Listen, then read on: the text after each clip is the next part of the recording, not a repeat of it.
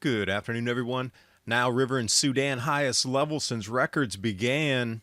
Interesting how Africa's largest dam was just completed this year. Possibly strongest Medicane to ever make landfall in the Mediterranean. Largest amount of smoke and carbon dioxide released from fires ever recorded in the United States. All at the same time, we're transitioning to planetary monitoring for everything. Atmosphere, land, water, biodiversity. You're going to have to start thinking about open market trade because putting this on the blockchain and this straight from the fishermen, this will be a back way to your food source without being tracked. And yet another data breach, consumer credit reporting agency Experian, revealing that the information of 24 million individuals and 800,000 businesses in South Africa, exposing them to phishing attempts. The best way to protect yourself from attacks like this is to use a VPN. You can head over to virtualshield.com, and in the download tab, I'm going to choose Firefox. And click Install Now to add the Virtual Shield add-on.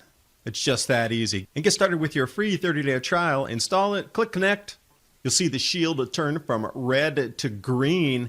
And you'll see how from my initial service provider, I was able to even change my IP. Virtual Shield Network protected.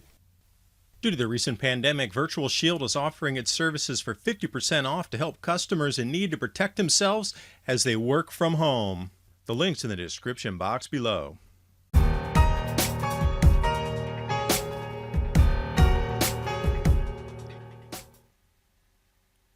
More strange events pervading our planet. The River Nile in Sudan, the highest levels since records began. You'll notice in the image the Blue and the White Nile meet to form the main Nile River. Now, official records began more than 100 years ago measuring the water height, and these floods right now surpassed that all-time high. But if we jump back into the 1600s with writings from Arab traders, this area also turned into what they termed an inland sea. So in the mid-1600s, modern minimum era, floods were at least this large and apparently larger than what we're seeing here. But nonetheless, this is a massive event going on. Now, Climate Tracker has put the 1988, 1946, and now the purple to 2020 floods. It gives you a good indication. These are the three largest floods recorded in the last 100 years in exactly the same area we looked at, where that island between the Blue and White Nile. At max water height, it's still 0.5 meter or 1.5 feet higher than everything else recorded.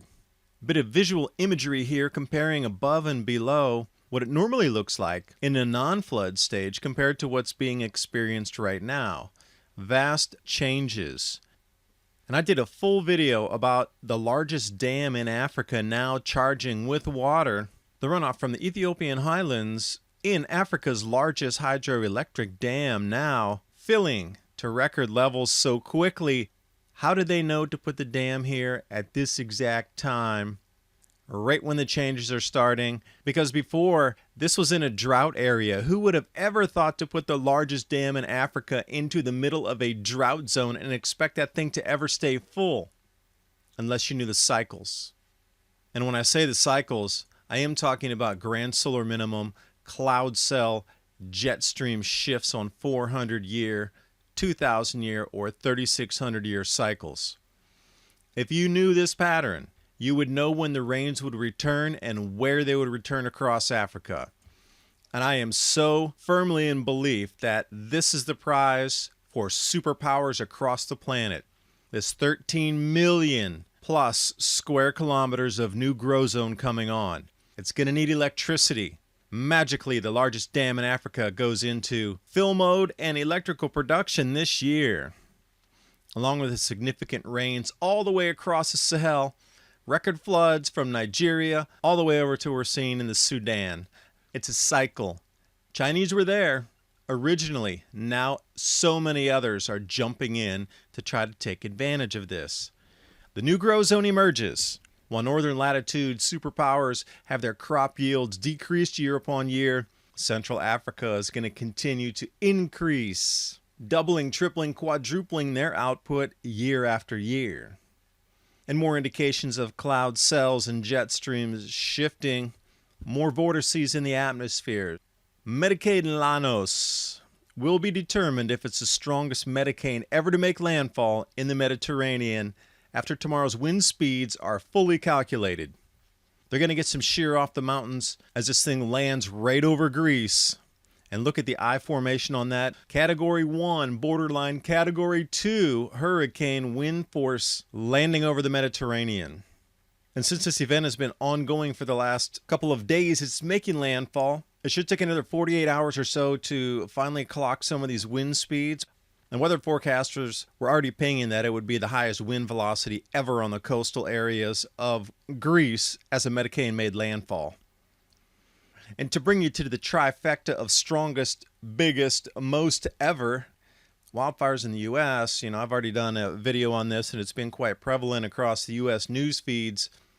It is the most smoke and the most carbon dioxide ever released from fires. The smoke itself is having an albedo effect where there's already cooler temperatures happening where you're getting into the really dark yellow there. They're looking for snowfalls and drops in temperature over the next 7 days of these areas that continue to have persistent smoke coverage, blocking out sunlight, lowering ground temperatures. And staying in the U.S., this bankruptcy of Briggs and Stratton.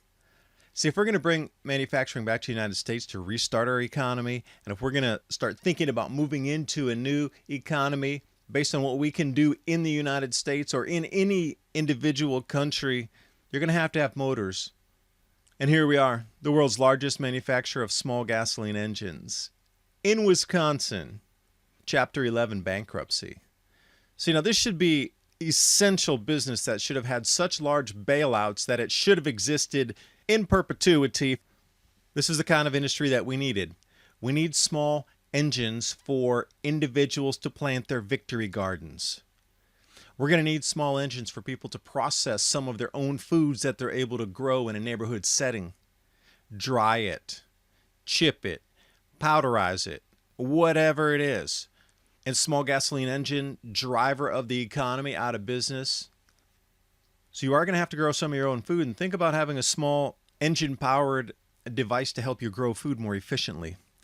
This is just another brick in the wall against you being self-sufficient. And when you think it couldn't get any stranger in the landscape of the world we live in today, planetary monitoring, yeah, get used to those words. Nudging consumer behavior.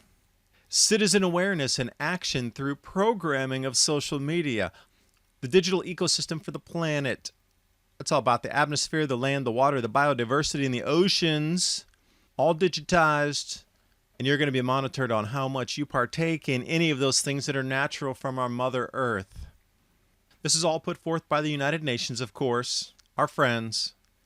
They're pushing the frontier technologies for a digital ecosystem for the planet. This is the blueprint for everyone moving forward. You see the weather and the climate completely falling out on these 400-year cycle now. Low solar activity, solar cycle 25 not even really kicking in. Now they're admitting it's going to be extreme low solar activity, grand solar minimum inbound. So with the food insecurity and skyrocketing food prices, everything's going to need to be monitored and distributed down to the calorie. This can only be done through a digitized world, a digital ecosystem, everything from cloud computing, artificial intelligence, Internet of Things, blockchain and distributed databases, but that would include Ripple and RippleNet with instant settlements between sovereign nation to sovereign nation and all the international banks to get instant liquidity, as well as you and I using blockchain for payments like DuByne. And it's all going to be coordinated through satellites, drones, and sensors, because they care so deeply about our well-being. So think about how you're going to be able to trade or have to trade outside that particular monitored ecosystem directly from the producer. And I would ask, after a currency reset, with a 1/4 ounce of silver, how many fish do you think you'll be able to buy? Because we're going to go back to that.